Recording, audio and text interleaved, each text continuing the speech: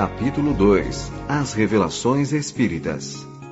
A doutrina espírita é realmente uma fonte de ensinamentos, não só no que respeita à imortalidade da alma e suas reencarnações periódicas, as condições de vida nos planos invisíveis que apresenta com detalhes jamais revelados, ao conhecimento do ego e das hierarquias espirituais, às sutilíssimas intercorrências kármicas, ao intercâmbio dos seres habitantes dos diferentes mundos e os processos mediante os quais se opera, como também ao complexo e infinito panorama da vida cósmica, que como uma imensa fonte, escachoa e turbilhona no eterno transformismo, que caracteriza e obriga a evolução de seres e de coisas. Tudo isto, em verdade, pode ser também encontrado, de forma mais ou menos clara ou velada, nos códigos religiosos ou nas filosofias que o homem vem criando ou adotando, no transcurso do tempo, como resultado de sua ânsia de saber e necessidade imperativa de sua alma, sedenta sempre de verdades. Tudo tem sido revelado gradativamente, em partes pelo Mestre Divino ou pelos missionários que ele tem enviado de tempos a tempos ao nosso orbe, para auxiliar o homem no seu esforço evolutivo, revelações essas que se dilataram enormemente e culminaram com os ensinamentos de sua boca e a exemplificação de sua vida, quando aqui desceu, pela última vez, neste mundo de misérias e maldades, para redimi-lo. Sobre os que habitavam a terra de sombra e de morte, resplandeceu uma luz. Por outro lado, a ciência materialista, estudando as células, comparando os tipos, escavando a terra e devassando os céus, tem conseguido estabelecer uma série de conclusões inteligentes e justas, de seu ponto de vista, para explicar as coisas, compreender a vida e definir o homem. Porém, somente em nossos dias, pela palavra autorizada dos espíritos do plano invisível, que vieram tornar realidade no momento preciso as promessas do Paracleto, é que, então, a revelação se alargou com clareza e detalhes, à medida que nossos espíritos, tardos ainda e imperfeitos, têm sido capazes de comportá-la. Cumpre-se assim, linha por linha, a misericordiosa promessa do Cristo de nos orientar e esclarecer, quando disse: Eu rogarei ao Pai, e Ele vos dará outro Consolador, para que fique convosco para sempre, o Espírito de verdade, que o mundo não pode receber porque não o vê nem o conhece, mas vós o conheceis porque habita convosco e estará em vós. Ainda um pouco e o mundo não me verá mais, porém vós me vereis, porque eu vivo e vós vivereis. Não vos deixarei órfãos, voltarei para vós. Ainda tenho muitas coisas para vos dizer,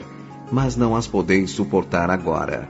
Porém, quando vier aquele Espírito de verdade, ele vos ensinará todas as coisas e vos guiará em toda a verdade.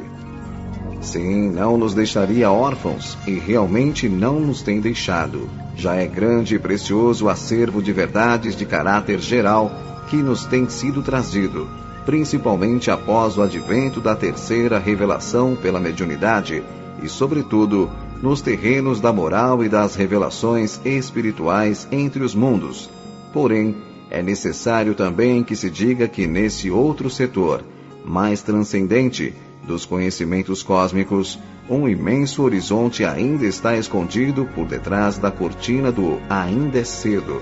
e somente com o tempo e com a ascensão na escada evolutiva poderá o homem desvendar os apaixonantes e misteriosos arcanos da criação divina.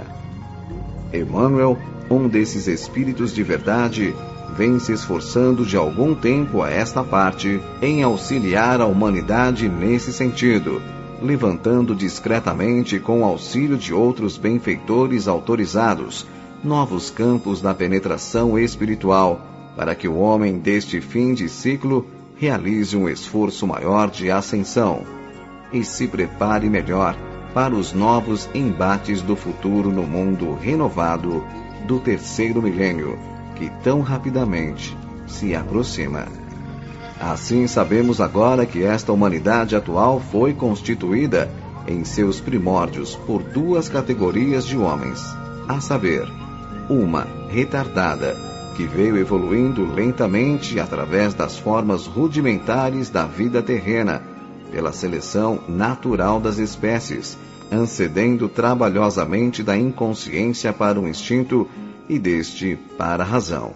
Homens, vamos dizer, autóctones, componentes das raças primitivas, das quais os primatas foram o tipo anterior mais bem definido, e outra categoria, composta de seres mais evoluídos e dominantes, que constituíram as levas exiladas da capela, o belo orbe da constelação do Cocheiro, a que já nos referimos, além dos inumeráveis sistemas planetários que formam a portentosa, inconcebível e infinita criação universal. Esses milhões de advenas para aqui transferidos em época impossível de ser agora determinada, eram detentores de conhecimentos mais amplos e de entendimentos mais dilatados em relação aos habitantes da Terra e foram um elemento novo que arrastou a humanidade animalizada daqueles tempos para novos campos de atividade construtiva,